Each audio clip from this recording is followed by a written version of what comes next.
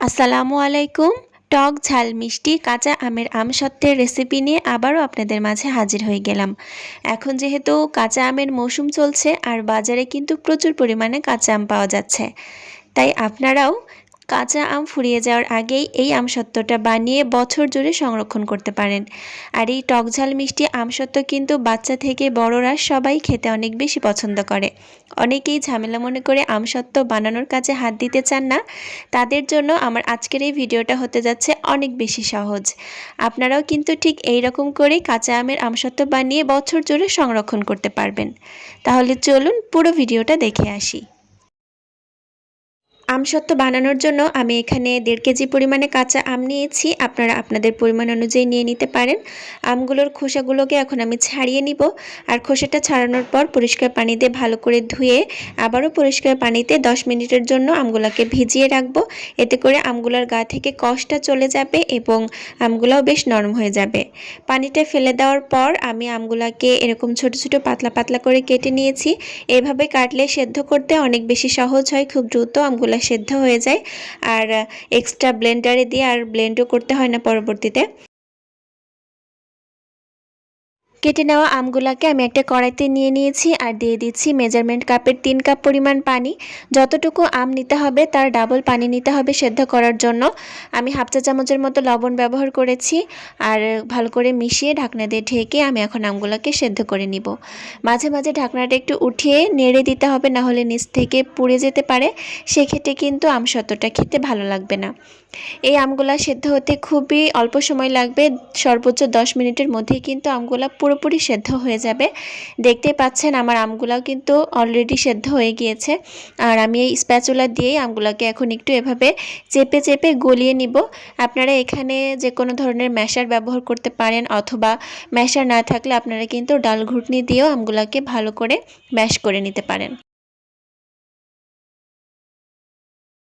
আমি কড়াইতে থাকা অবস্থাতেই আমগুলাকে এভাবে স্প্যাচুলা দিয়ে চেপে চেপে ম্যাশ করে নিয়েছি। আর কিছুটা ঠান্ডা হয়ে যাওয়ার পর একটা ছাঁকনির উপরে দিয়ে আমটাকে আমি এখন ছেঁকে নিব। এতে করে আমের পিউরিটার মধ্যে কোনো রকম দানা ভাব থাকবে না এবং আমসত্ত্বটা হবে একদম স্বচ্ছ কাচের মতো। তাই অবশ্যই চেষ্টা করবেন এভাবে ছেঁকে নেওয়ার জন্য, এতে করে আমসত্ত্বটা অনেক বেশি সুন্দর হবে।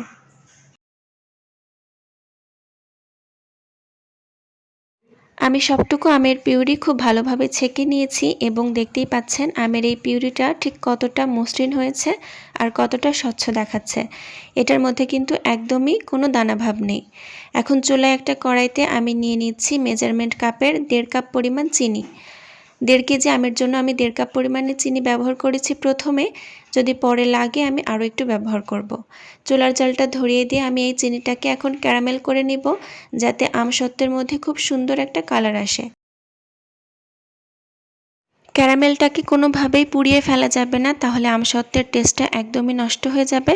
এরকম গাঢ় একটা লাল কালার চলে আসলে আমি এর মধ্যে হাফ কাপ পরিমাণ পানি দিয়ে দিয়েছি, যাতে এই ক্যারামেলটা একটু লিকুইডে হয়ে যায়।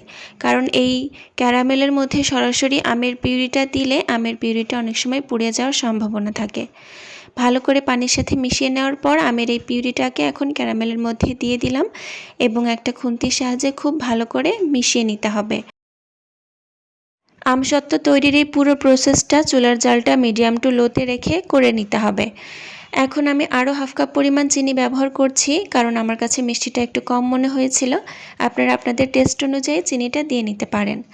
এভাবে কিছুক্ষণ পর পর নাড়তে নাড়তে আমসত্ত্বের এই প্রসেসটা করে নিতে হবে।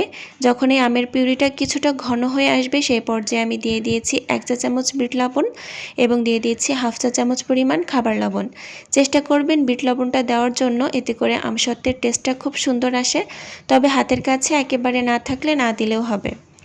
যখন আরও একটু লালচে টাইপের হয়ে গিয়েছে আমের পিউরিটা, সেই পর্যায়ে আমি দিয়ে দিয়েছি 1 চা চামচ পরিমাণ লাল মরিচের গুঁড়া। ঝালটাও আপনারা আপনাদের পছন্দ মতো দিয়ে নেবেন। হাতের কাছে থাকা এই 3টি উপকরণ দিয়েই কিন্তু আমি আজকের এই আমসত্ত্বটা বানিয়ে নিচ্ছি। আমসত্ত্বের পিউরিটা রেডি হয়েছে কিনা সেটা বোঝার উপায় হলো যখন এরকম বড় বড় বুদবুদ উঠবে আমের পিউরিটার মধ্য থেকে এবং একটা স্প্যাচুলাতে নিয়ে যদি আপনারা ড্রপটা ফেলেন, খুব ধীরে ধীরে পড়বে ড্রপটা এবং বেশ ঘন থকথকে হয়ে আসবে। সেই পর্যায়ে বুঝতে হবে আমের এই পিউরিটা একদম রেডি হয়ে গিয়েছে এবং চুলার জালটা বন্ধ করে দিতে হবে। আমসত্ত্বটা সেট করে নেওয়ার জন্য আমি বড় সাইজের একটা প্লেটের উপরে কিছুটা সরিষার তেল মেখে নিচ্ছি, যাতে আমসত্ত্বটা শুকিয়ে গেলে খুব ইজিলি এটা উঠে আসে। এখন এই প্লেটের উপরে আমি তৈরি করে রাখা আমসত্ত্বের পিউরিটা দিয়ে নিচ্ছি। আমি খুব বেশি মোটা করে আমসত্ত্বটা বানাবো না, যাতে খুব দ্রুত এটা শুকিয়ে যায়। দেখতে পাচ্ছেন আমি মোটামুটি পাতলা অবস্থায় এটা রেখেছি। আর এখন এটা আপনারা রোদেও দিতে পারেন, অথবা রোদের ব্যবস্থা যদি না থাকে সেক্ষেত্রে ফ্যানের নিচে রেখে আপনারা আমসত্ত্বটা সেট করে নিতে পারেন। আমার আমসত্ত্বটা সেট হতে পুরোপুরি একদিনের রোদ লেগেছে। আপনাদের এর থেকে বেশিও লাগতে পারে, কারো কারো 2 দিনও লাগতে পারে, অথবা 3 দিন কিংবা 4 দিনও লাগতে পারে। সেটা ডিপেন্ড করবে আপনাদের আমসত্ত্বের পুরুত্বের উপরে। আমি যেহেতু আমসত্ত্বটা পাতলা করে দিয়েছি, তাই আমার আমসত্ত্বটা কিন্তু একদিনের রোদেই পুরোপুরি শুকিয়ে সেট হয়ে গিয়েছে। আর কত সহজে এটা প্লেট থেকে উঠে আসছে দেখে নিশ্চয়ই বুঝতে পারছেন। আপনাদের আমসত্ত্বটা যদি ভালোভাবে না শুকায় তাহলে কিন্তু ওঠানোর সময় ভেঙে যাবে আর শেপটাও সুন্দর হবে না। আপনারা আপনাদের পছন্দ অনুযায়ী যে কোনো শেপে আমসত্ত্বটা কেটে নিতে পারেন, তবে অবশ্যই আমসত্ত্বটাকে একদম পারফেক্টলি শুকিয়ে তারপর প্লেট থেকে উঠিয়ে নেবেন। আশা করি আমার আজকের এই সহজ রেসিপিটা আপনাদের কাছে ভালো লেগেছে। যারা আমসত্ত্ব বানাতে ভয় পান তারা দেখে নিশ্চয়ই বুঝতে পেরেছেন কাঁচা আমের এই টক ঝাল মিষ্টি আমসত্ত্বটা বানানো ঠিক কতটা সহজ। এই আমসত্ত্বটা একবার বানিয়ে যে কোনো এয়ারটাইট বক্সে রেখে বছর জুড়ে সংরক্ষণ করা যায়। আশা করি আপনারাও বাসায় একবার হলেও চেষ্টা করবেন। আর এই আমসত্ত্বটা খেতে কিন্তু দারুণ মজার। ভিডিওটা ভালো লাগলে অবশ্যই ভিডিওতে একটা লাইক দিয়ে চ্যানেলটিকে সাবস্ক্রাইব করে রাখবেন। নতুন কোনো ভিডিও নিয়ে আবারও হাজির হয়ে যাব। আল্লাহ হাফেজ।